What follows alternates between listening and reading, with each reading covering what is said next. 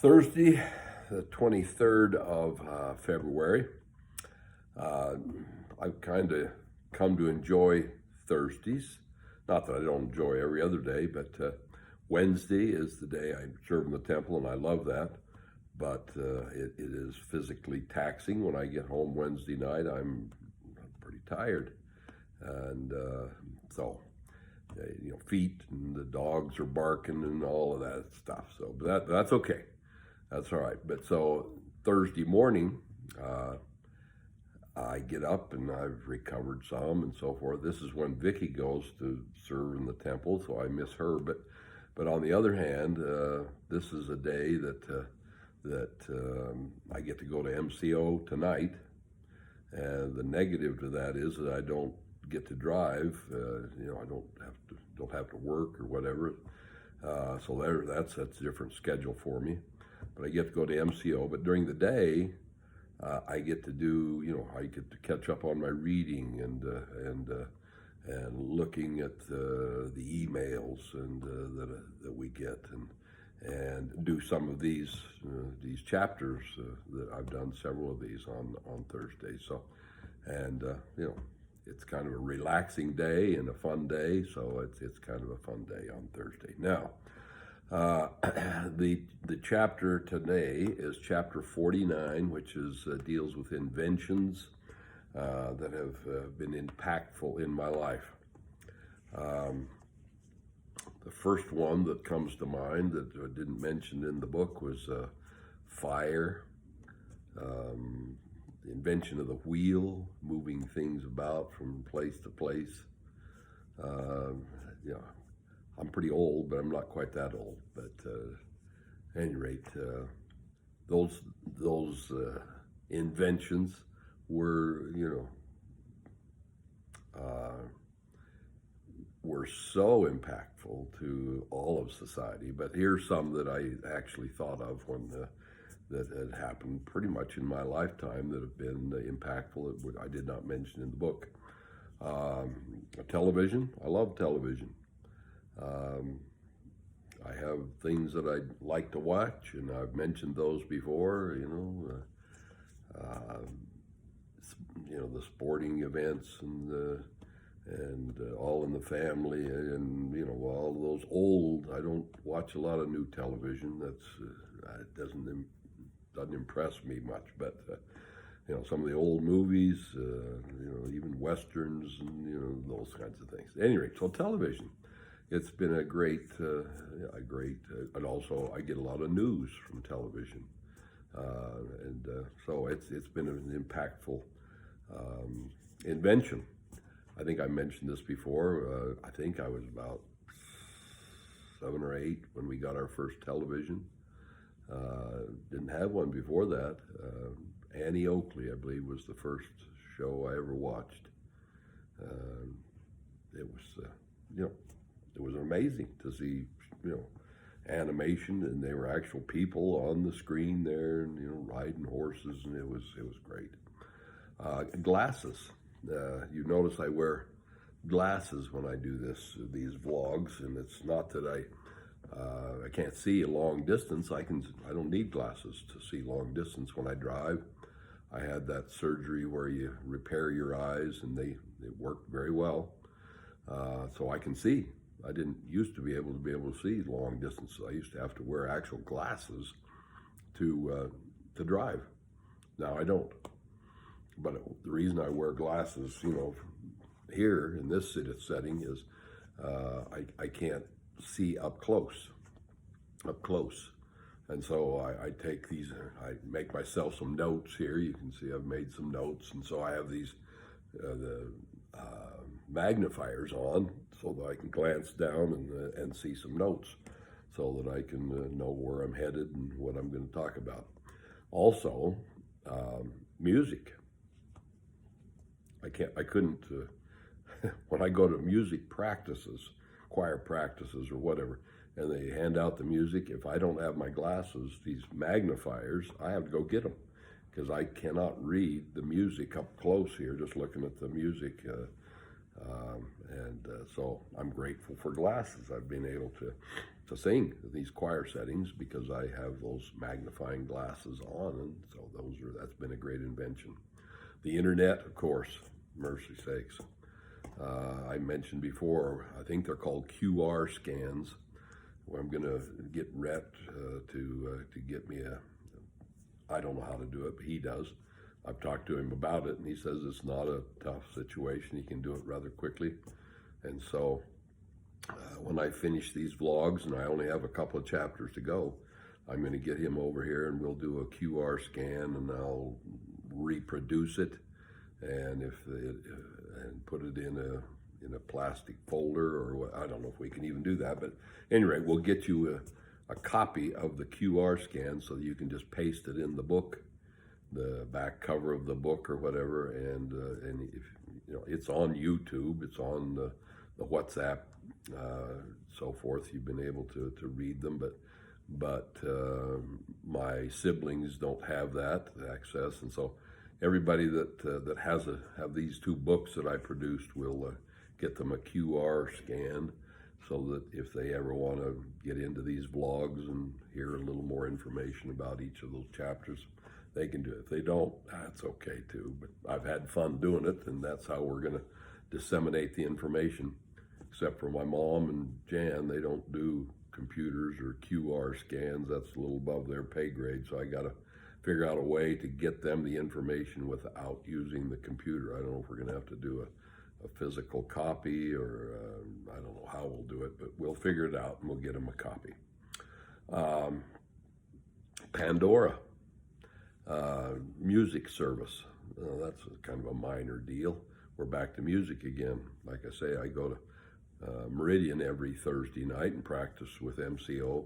It's a little over 2 hours going and coming, but during those 2 hours I get to put on my Pandora music mix, and I have a whole bunch of stations identified, and I always put it in the shuffle mode, where I get Jack Jones one time, and Luther Vandross the next, and Gene Pitney the next, and Chicago the next, and Journey the next, and the Four Freshmen, and the High-Lows, and the Gloria Estefan. I mean, we go on and on. I've got dozens of these stations of artists that I love to listen to. So during those 2 hours going and coming, I put on the Pandora and sing along with them. It makes the time go faster, and it's very, very enjoyable for me. So even a little thing like that, I'm grateful. A refrigerator, used to be, you've heard of refrigerators used to be called ice boxes. Now, they actually had ice in them and kept things a little cool in those enclosed spaces with ice in them. The ice truck would come along. Now, that was a little before my day. I'll admit that.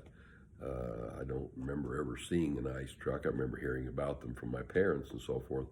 But the refrigerators and freezers have been a great invention, where you can preserve food for a longer period of time. If you didn't eat it, you'd lose it prior to that time. But things simple like that, food preparation and those kinds of things. Now, so there's been lots and lots of inventions that have been very impactful in my lifetime.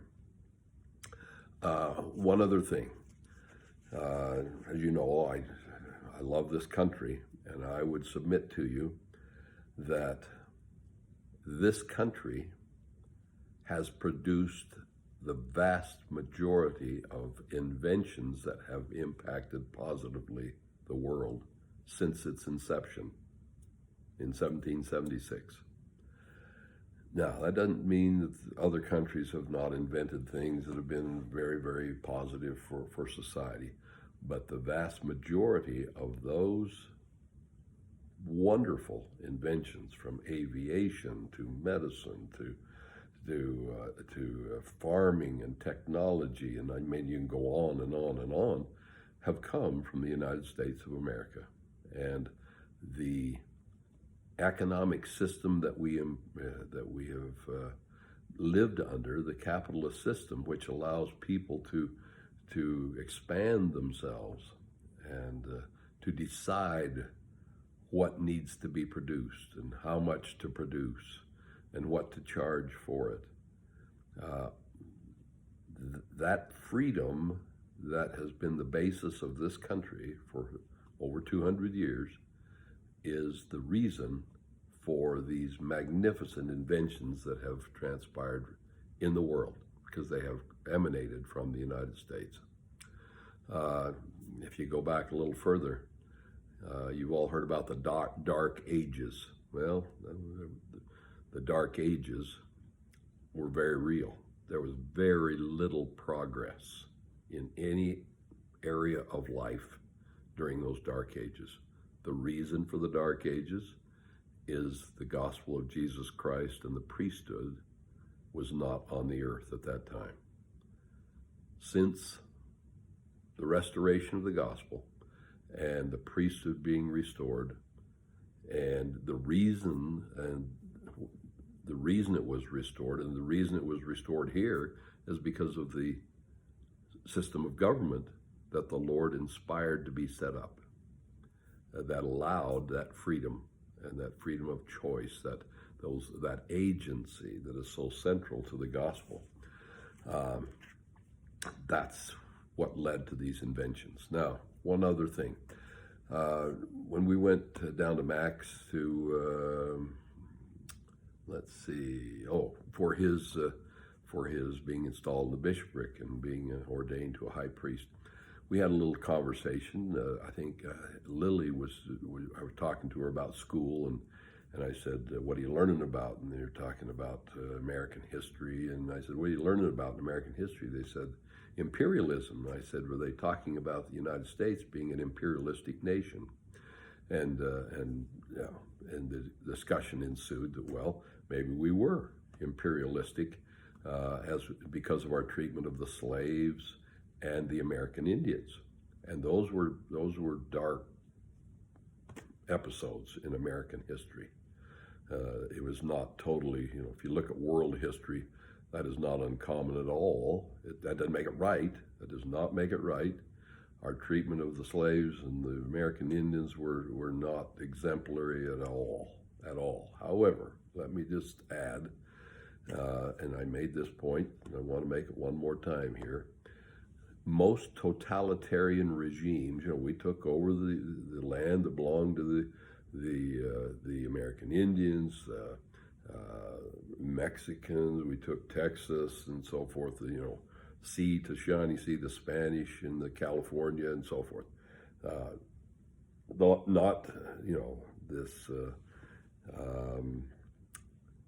Not a positive aspect of American history. However, as we look at it from a historical perspective, all of those folks that were impacted, the American Indians, the slaves, have been allowed to assimilate into American society and benefited as a result of what happened there.